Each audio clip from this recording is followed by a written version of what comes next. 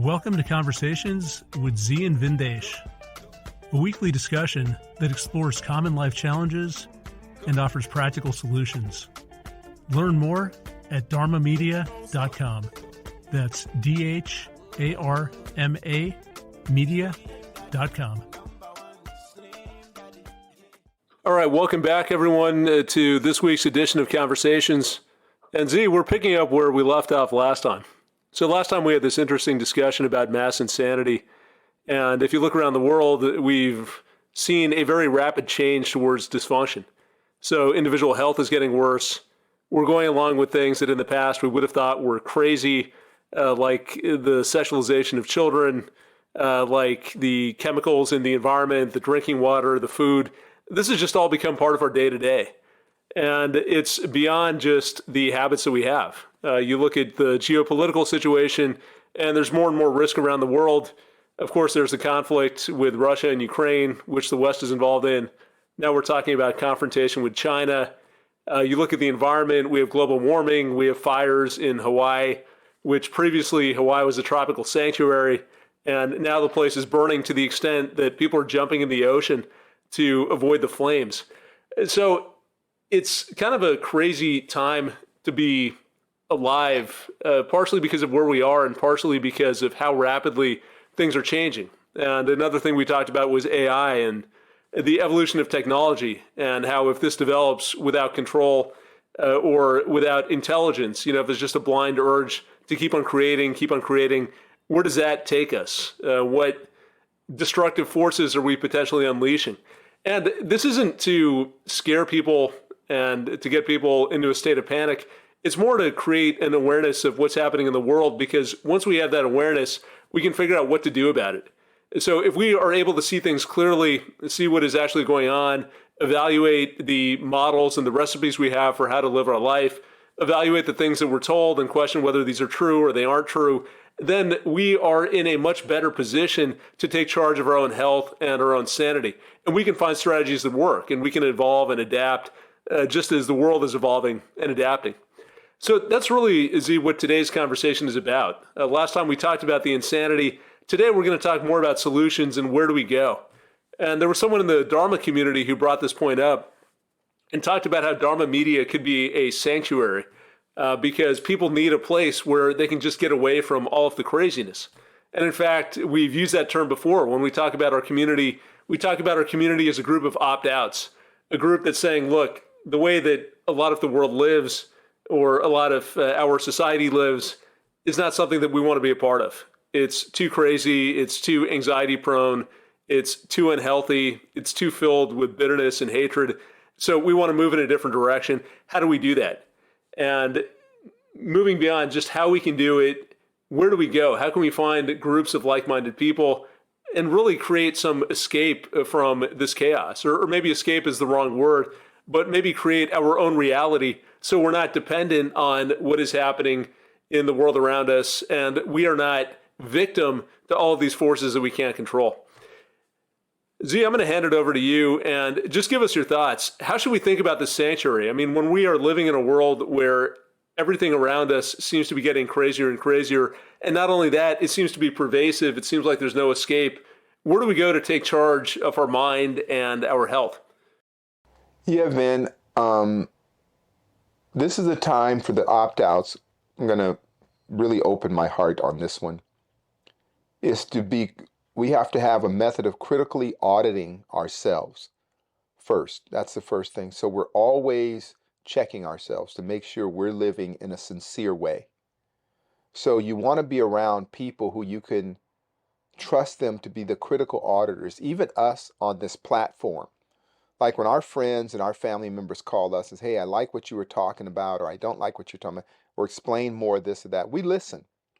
And we want a community that listens to each other, who are active listeners and can critically audit one another as we're doing this. Because imagine this insanity, this mass insanity was a vapor, right? It was an invisible gas, and it's floating around the different communities of our society.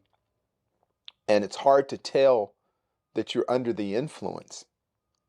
You need someone who can help you re-index yourself, to center you, to ground you and say, hey, this is not cool. Little things we can start doing is avoid large crowds. And it's interesting that, Caitlin, you were just telling the story about you went to some concert. It was packed. It was belly button to ass. It was so many people there. And these are the same people that were yelling and screaming and demanding everybody gets vaccinated. Do you not see the insanity of that?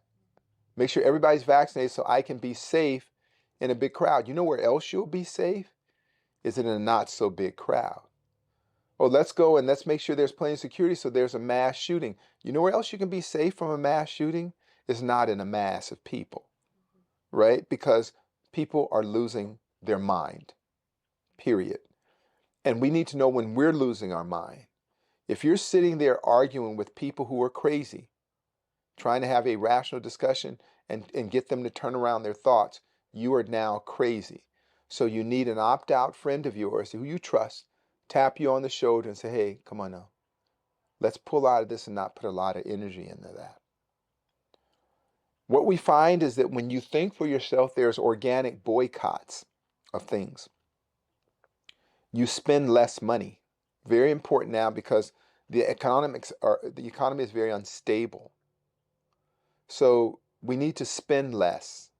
And when we do spend our money, spend it on things that have value, potentially trade value or resource value, not just reacting or just immediate gratification things. So opt-outs, we want to avoid immediate gratification type purchases, right? And then you'll find that you can stretch your money a little more. Not that maybe you're not worried about money that much, but I see on the horizon, as the chickens come home to roost on this fake economy, that they're trying to digitize everything, a central digital currency following mechanism. U.S. government's all for that. So that tells you mass insanity right there. Who would be for the government managing, observing, monitoring all of your financial activity? How is that a good idea? No one can explain how the government, using AI and algorithms, creating a digital profile of you to observe simply your consumer purchases and how you spend your money. What do you think that will end up?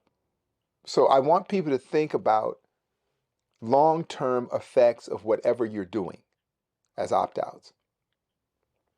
We all need to be fit. So there's a movement now against fitness. They're saying fitness is part of a Nazi or white supremacist thing. No, it's not.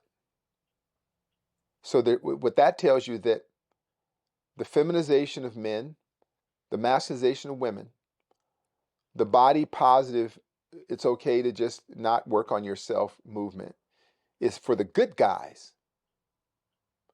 But exercising, being self-aware, taking responsibility for yourself, that's the bad guys. See how crazy that sounds? Change your narrative on that. Be fit, be healthy, be well. Buy from farmers markets. Learn who these people are. Interact with the lab, because I'm sure there's going to be a regulation coming down the pike where they're going to regulate produce. Yeah, well, I mean, the farmer markets are getting quite expensive. It's not even for the average person. Yeah, so you just buy a little what you need, but supplement. And in many countries, they've banned organic farming in the countries that service industrialization. So you want to start that. I could tell you a couple of years ago, we started a home garden. It's an interesting venture in terms of emotionally, socially, and the product. You can actually, in a small plot of land, if you're a family of 4, you can grow enough to have salad every day for your family. At least they're getting something that you can see it grow. It's good for the kids. It's good for everybody. So as an opt-out too, you want to be well-read, well-sourced.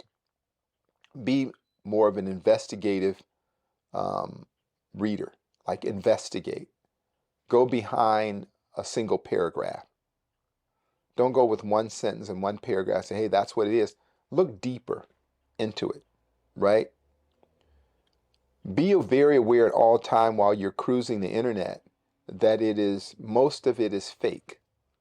Most of it has an algorithm associated with it that is designed to hijack your brain and put you in a zone. Since we've been doing this internet thing, you can find yourself lost in the internet all day. You could have done a workout. You could have went for a walk. I've done that here. So, okay, I just get them go for a walk. Sleuth does that all the time. Gets them to go for a walk. You get your 12,000 steps in the time you were trying to finish following an Instagram feed. That could take endless. It could take you into a whole nother rabbit hole. Use technology. Don't let it use you. With your families and friends, it's going to be sometimes very difficult and challenging decisions you have to make when you start to opt out. That your footprint of materialism and consumerism goes down. So a lot of family members, they're going to be uncomfortable with that because you're not consuming all the time. So finding a soft way of educating them. And if they can't be educated, you have to accept them as pretty much a casualty of the apocalypse, right? You can still love them, but you have to protect yourself at all times. Those are some of the things you can do. Learn skills and things that you can do to take care of yourself. Caitlin and I were just talking about the thing in Hawaii. We contacted Laura, one of our folks over in Hawaii, and it's really bad. The docks are on fire. Many of the boats are burning. They're telling people to jump in the ocean, get on a boat. They're sleeping at the airport. They're doing all kinds of things. No flights can get out anymore. That's an example. When the cell towers went out, the only thing that works are walkie-talkies and ham radios. So again, I'm going to say it unapologetically. Everybody get a walkie-talkie, a ham radio, or old CB radio, so you can at least keep in touch with your family. Carry it in the back of your car and learn how to hook up the damn 2 wires it requires to turn it on. If nothing even ever happens, that gesture is like a religious gesture. It's like going to an idol and praying and wishing the best. Just doing your due diligence in itself is a come to God moment, because you're just aware that this world isn't everything it's cracked up to be. Everything that's cracked up to be are the people you love, the people that love you. That's what makes life worth living. Your family, your friends, your solar system. It's like we have a solar plexus chakra in our body, right? Right at your solar plexus. They talk about chakras, which means wheel. But the great minds of the past understood that the solar plexus chakra represented first you and what was within the range of your body and what was in the range of their body. It represented family and community. And once you had nurtured that, it kept the harmony of the lower and higher chakras, that solar plexus. So what is your solar system like? We care about our astrological sign. We care about birth signs. We care about a lot of those things. What about the solar system of you? You are the sun in the middle, and everything that orbits around you are the planets that maintain harmony. The planets, who is your Mercury? Is it your husband, your wife, your boyfriend, your girlfriend? That's your Mercury, right? And then from there, who's your Mars, right?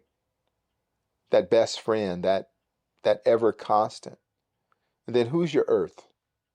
Who are the people that make you check yourself? So for opt-outs, we're going to do an assessment of who our solar system is. When all is said and done, when the world is not providing for you, who provides that for you? Then nurture that. Once you answer those questions, then nurture that and only that. Everything else is on the periphery. We don't need to go far away to be in crowds of strangers, creating disharmony in our emotional, spiritual, and physical body to find pleasure. We can find pleasure amongst one another and the different layers of pleasure. It's about living. So those are some of the things that opt-outs are doing. I love to read, and I suggest everybody read. And if you have trouble finding good books, maybe we start a book club, right? And start just reading about health, wellness, the latest breakthroughs and understanding of societal concepts and ideas. It just enhances your life. As I was talking before in the past podcast, I read the book. Now you download books, you don't read books, you just listen to them while you're driving, called The Triple Package. And it really helped me navigate issues in society. It helped me understood family dynamics. You know, my wife was raised in somewhat of a religious cult, and that affects the culture of the family. And it helped me have better understanding. And if nothing else changes, you understand better. You understand better. And in understanding, you have the ability to navigate better. You understand how a car or truck works. You can use it better. That doesn't mean you can't use it not knowing, but the more you know, the more you can exact upon it and get out of it. So for opt-outs, that's what we're trying to do. We want to be able-bodied. We want to have understandings of the latest breakthroughs in health research and nutrition and diet. And then we also want to have that diligent, critical auditing of our own behavior. I need it. I'm surrounded by people that audit me on a regular basis. I got Vin, I got you, I got now I have Adi and Jay. We're working on a project together, and I love just listening to what they have to say. And when they offer critique, it's always very useful, and it helps me be a better auditor of the self. Thus, I can audit others better. I've been teaching and working with people for many decades now, and I learn from people. And that's why I'm in constant flow. And the key to our lives, and not only our physical, but our spiritual lives, is that movement. Fluidity is life. Fluidity is growth. So we want to stay there. We also don't want to be shy about knowing that much of the existing media that is out there is an enemy of humanity. And what I mean by that is that anything that doesn't speak the truth, anything that prevents knowledge from being exchanged, critical knowledge, not knowledge that serves them, but knowledge that is there for the sake of knowledge, to me is anti-human. That's to me. So if they're not telling you the dangers of what's in the food, if that's not headlines, then they don't care about you. If they're not telling you that endless wars are bad for humanity, they're not helping you. I mean, it was just horrible the other day when they had a whole special on who could win, the U.S. military or the Chinese military. Why would you even want to be provocative like that? Each country has a nuclear weapon. The U.S. says just for shits and giggles, they'll drop a nuke on somebody. Everybody knows that about the U.S. But what they have now are neutron bombs and high-yield nuclear bombs that will infect the whole planet. There will not be one living human being that will not be affected by the fallout of the modern day nuclear weapons. So why would you rush to war and not rush to diplomacy? Why would you rush to conflict and not to friendship? So these people aren't speaking in your best interest. Please don't get caught up in politics. You have a coin with different faces on one side of the coin. You have a Trump and a Biden on either side of the coin. They do not care about you and me. So please, please opt out of politics. Please opt out of politics. Do not find yourself quoting the liberal mantra or the conservative mantra. Don't sit there and say, oh, the conservatives, and you say, oh, the libs. Don't be one of those people. It's all divisive. It's all bad. And they can do better, but you're not, the collective you and we and me have not demanded of those people who are in positions to do better. They are walking disasters. They have done nothing to advance the condition of our collective humanity. So don't be fooled by empty patriotism. There was a time when the world had no borders. We should go back to that time where we are bound by collective mutual interest, not by political narratives and empty rhetoric from sociopathic and psychopathic politicians. So opt-outs, we know when people speak, as the Aboriginal Americans said, they speak with forked tongues. So we know that. So there's nothing they can say at that point that is interesting to us other than how they're going to interfere with our daily life. Then we can understand how they're going to do that so we can navigate around it. Positively protect your health and well-being. Get to know within your community clinicians of all levels of mastery, your nurse practitioner, your different doctors, your different health advisors, your acupuncturists. Have people in your circle that are utility to you, that they can help you navigate health issues before they get out of hand and you find yourself caught up in the medical establishment. When you have crazy friends and relatives that are mentally ill and they're deep in it, remember, you can't help them. You can just love them. You cannot help them. You can only love them. So love them with all your heart, but know that love is not the wrath they need.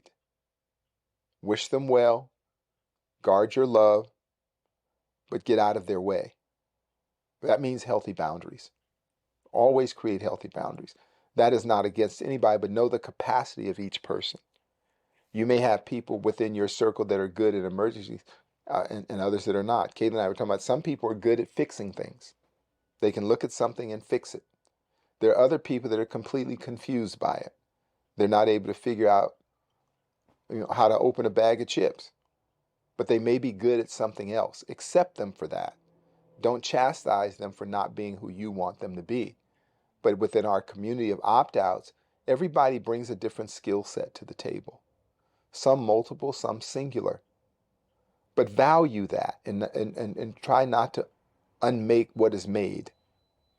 So those are the ways, some of the ways, Ben, I can think of that as we're getting through these particular times, which are very difficult, and nobody will escape it. Every day there can be challenges, and I'm telling you, there can be real big challenges that will wear on your endurance.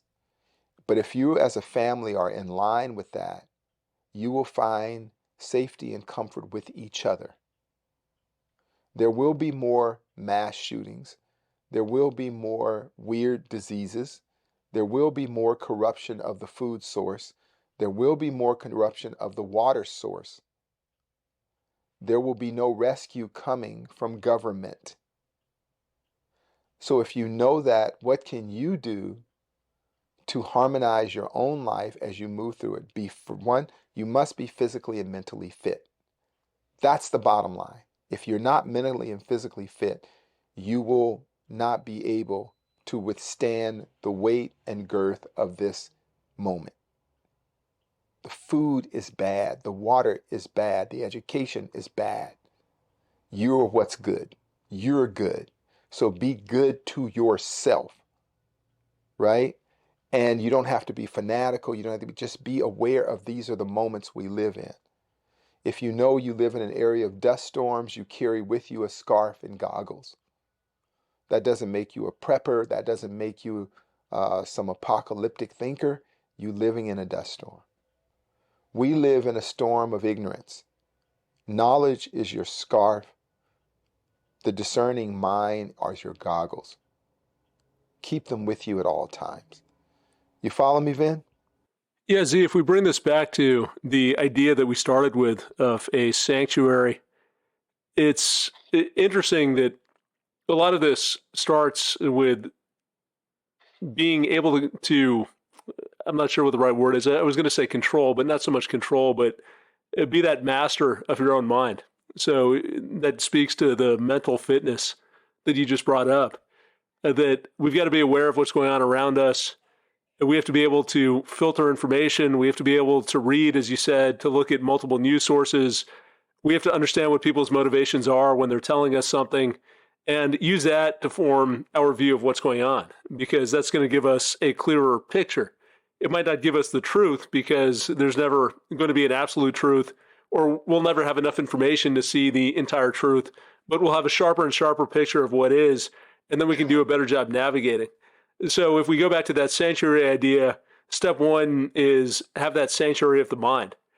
And then you talk beyond that about family and the people that you love. And that brings me to an idea that we've talked about quite a bit on this podcast, that the home is a sanctuary. That you come back and you're with the people that you care about. You're in an environment that is conducive to peace. It's a place where you can leave the troubles of the day behind. You've fulfilled your obligations. You can come, you can relax, you can recharge. And if we can create that sanctuary at home, And number one, we get more of that energy. So it helps us get through life.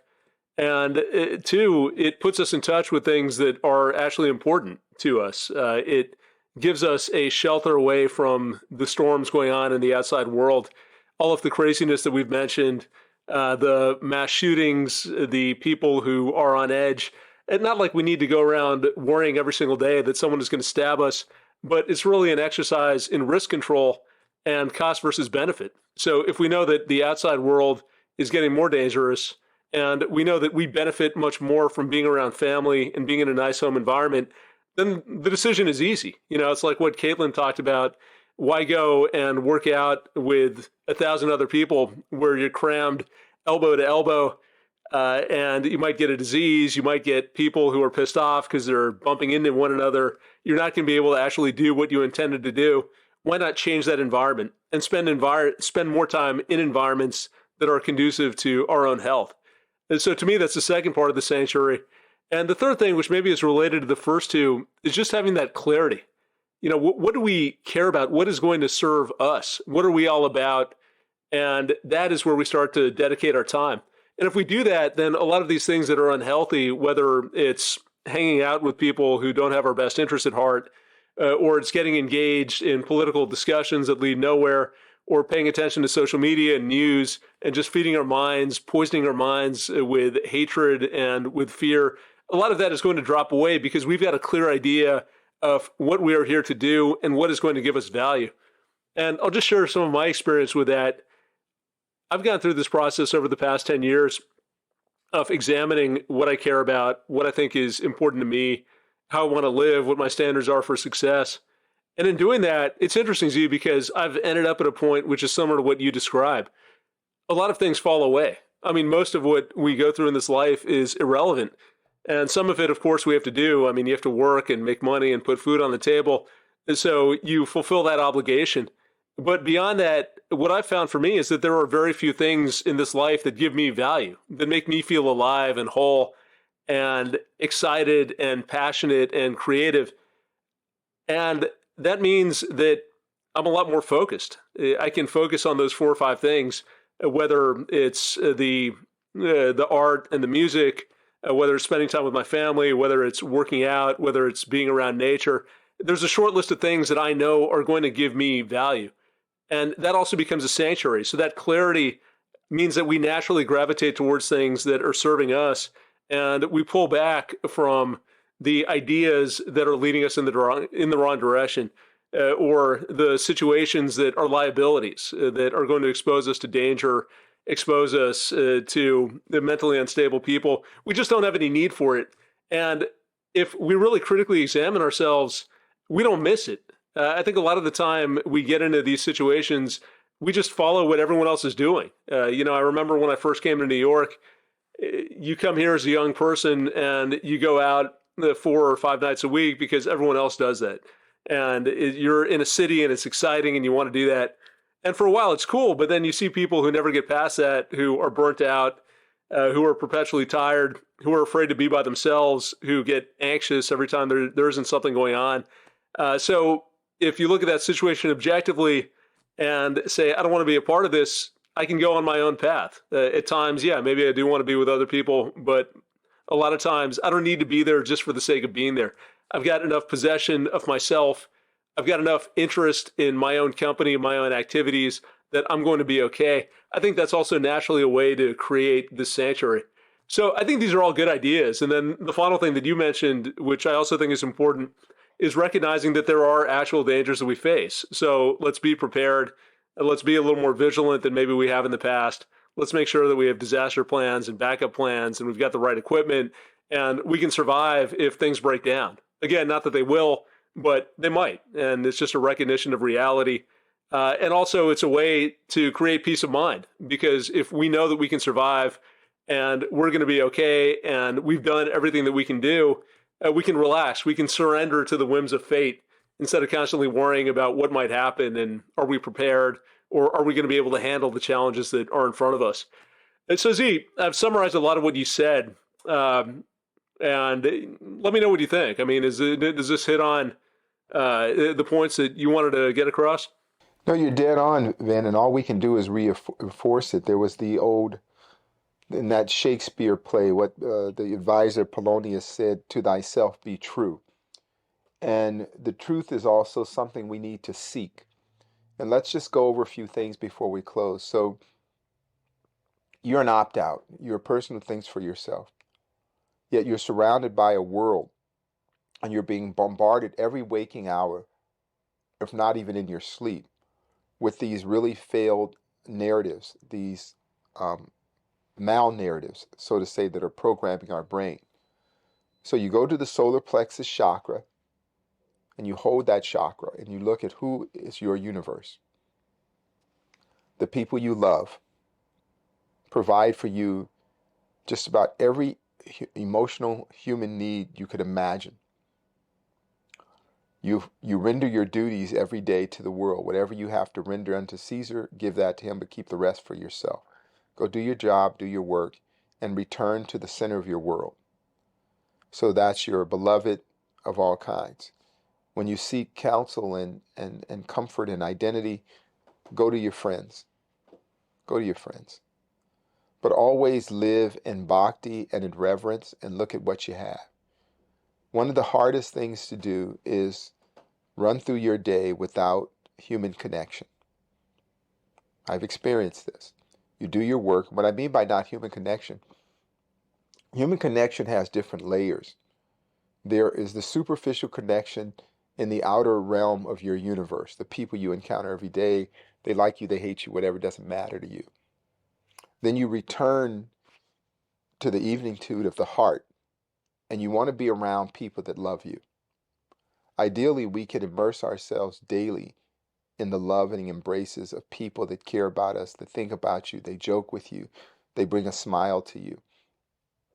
If you have a beloved, you have healthy, intimate relationships. Very important to have healthy, intimate relationships, be it of a low or high frequency of sensual and sexuality, whichever way you roll. That's very important because that's why we're alive. That's part of the prime directive, to improve the species, okay? And then the survival aspect represents the comfort of your herd or tribe, right? If you watch nature, you learn so much about nature. You know, you think about zebras. I was watching this thing on animals. I just love those documentaries. And zebras aren't necessarily great fighters in the sense. But a zebra can kill a lion with a well-placed kick. It can break the lion's jaw. The lion then can't eat, and it starves to death, and the hyenas eat the lion. But what the zebras have going for themselves is the integrity of their herd. They're very, very family-oriented.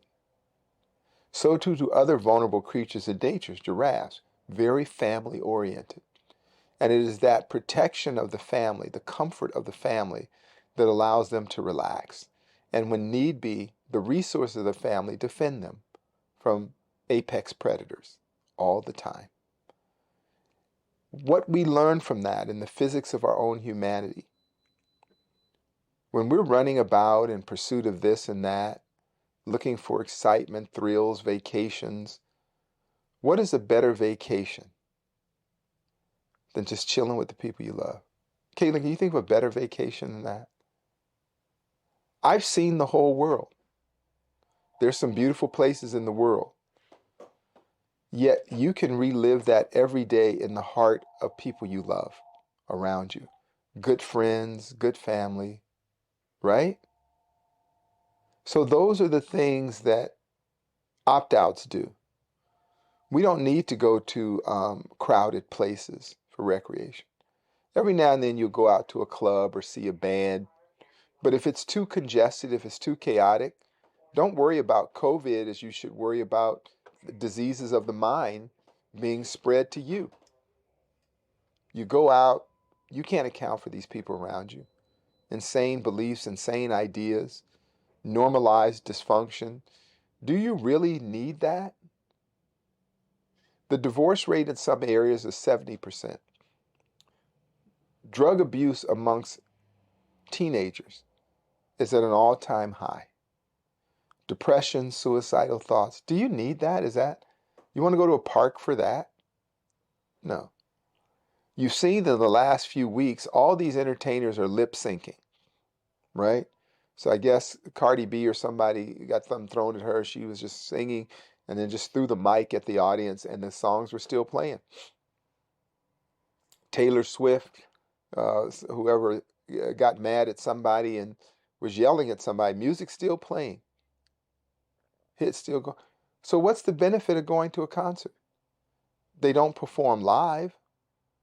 So you can sit at home and whatever they call it, download your music. Just download the music and blast it all you want at home. That doesn't mean you want to go out in the world, but damn it, don't risk your sanity, let alone your life, to be in this mess, right? So that's it, man. I just find that the greatest place to be is like Dorothy said in Wizard of Oz, there's no place like home. Make your home the best place to be. Everything else you can use technology to peek into, from the safety of your own home. The comfort of, if they're not safety, the comfort of your own home. But that's it, Vin. Those are my thoughts. Yeah. And just one final thought. That's also a way to reclaim technology and use it in a way that benefits us. So instead of the doom scrolling and the worthless content, take that technology, figure out things that you want to do, you want to learn about, and you're right. You can access the entire world now from your living room. Mm-hmm. There you go. Okay.